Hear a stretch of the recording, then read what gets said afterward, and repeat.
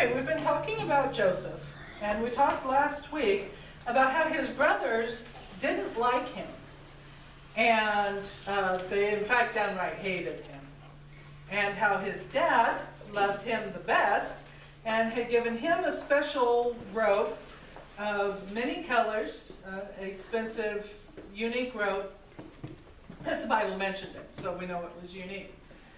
There came a time that his brothers were off herding sheep in a certain town. Their dad hadn't heard from him for a little while, so he sent Joseph to check on them. Well, when Joseph got there, they weren't there, so he kind of wandered around till someone saw him and said, oh, they went over to this different town.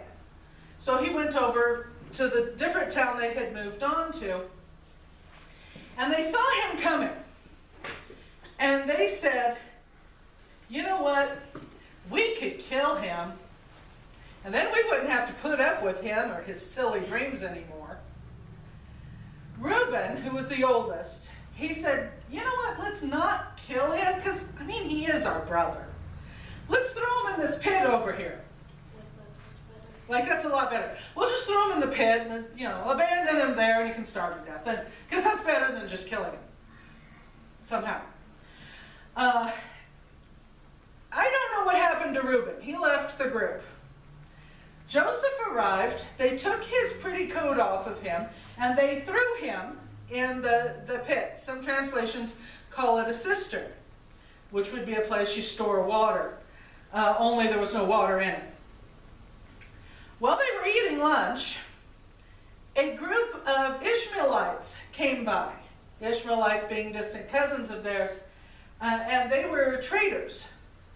And one of the brothers said, and I think it was Judah, said, you know what, if we just leave Joseph down there in that pit, we don't profit anything. But we could sell him to those traders. They'd take him to Egypt. We'd be done with him and rid of him. Most slaves die within a few years of becoming slaves. So, you know, we'll be done with him, but we won't be guilty of killing him that way. And we'll make a little money too. So that's what they decided to do. They pulled Joseph out of the well, or cistern or pit, and they sold him to those traders. The traders took him to Egypt and sold him to the captain of the guard in Egypt.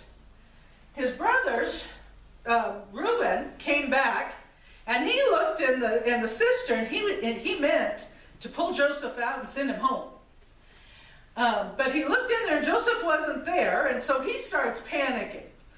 They take his coat, they kill a goat, and they dip his coat in the blood, and then they send the coat to their father and said, hey, look what we found. Isn't this Joseph's coat? Well, Jacob came to the conclusion Joseph had been eaten by a lion or a bear or something, and declared he would go to his grave mourning for Joseph. He would never be happy again in his life. Isn't that a wonderful family? Not even close, huh? Some examples we have in the Bible are examples we should not follow, and this is one of them. But in all of it, God had his hand on it. Now, God knew what was coming down the road, and he had plans to take care of Jacob's family. And if Jacob's sons hadn't been such jerks, I think God would have found a way to take care of them anyway. But because they were jerks, because of what they did to Joseph, he would use this to save a lot of people's lives. But you have to find out later. Okay. 1, 2, 3, the devil's after me. 4, 5, 6, he's always throwing tricks. 7, 8, 9, he misses every time. Hallelujah, hallelujah, amen. 9, 8, 7, I'm on my way to heaven. 6, 5, 4, I'm almost at the door.